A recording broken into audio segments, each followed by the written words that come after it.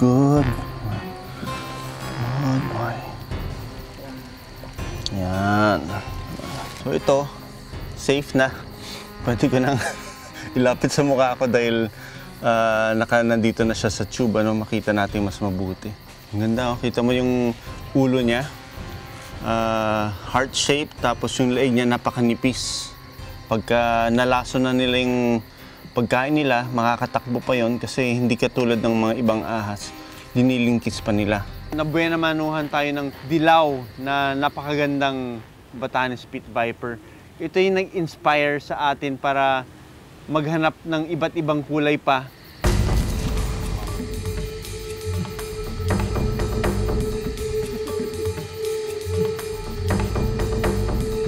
Maya-maya, may nakita na naman kaming dilaw na viper. Paglapit namin, ibang klaseng dilaw siya, no? Tiger yellow. So, wow, you know, parang na-distract yung attention namin sa dilaw na yon dahil kakaiba siya.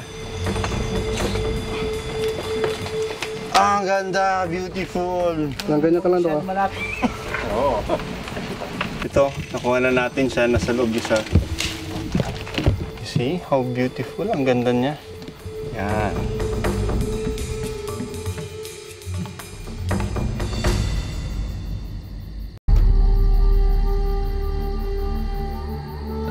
Oo. Yun. Oo. Malaki ang nakita natin dito. Ayun, oh. Hindi masyadong hindi masyadong matingkad, ano? So, malamang babae ito. Oops. Kaya sila tinawag na pit viper dahil meron silang butas na malapit sa ilong na ito yung tinatawag na pits. Yung pits na ito, yun yung organ na nagde-detect ng heat para maghanap sila ng pagkain. Finally, naitala na namin sa checklist namin yung golden yellow Batanes Pit Viper. Although plain lang siya na walang design, no? Pero pag tinignan mo yung itsura niya, para siyang alahas dahil matutuwa ka sa pagkatingkad ng dilaw niya.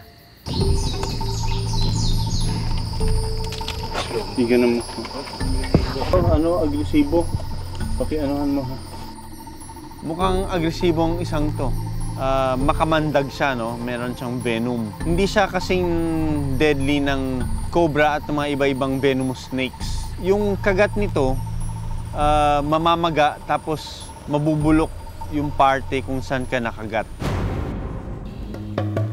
Maya-maya pa, isa pang viper ang aming nasaktuhan. May ahas, anong kulay? Nabutan namin nakasiksik ang yellow na viper sa batuhan. Baka nag-aabang ng makakain.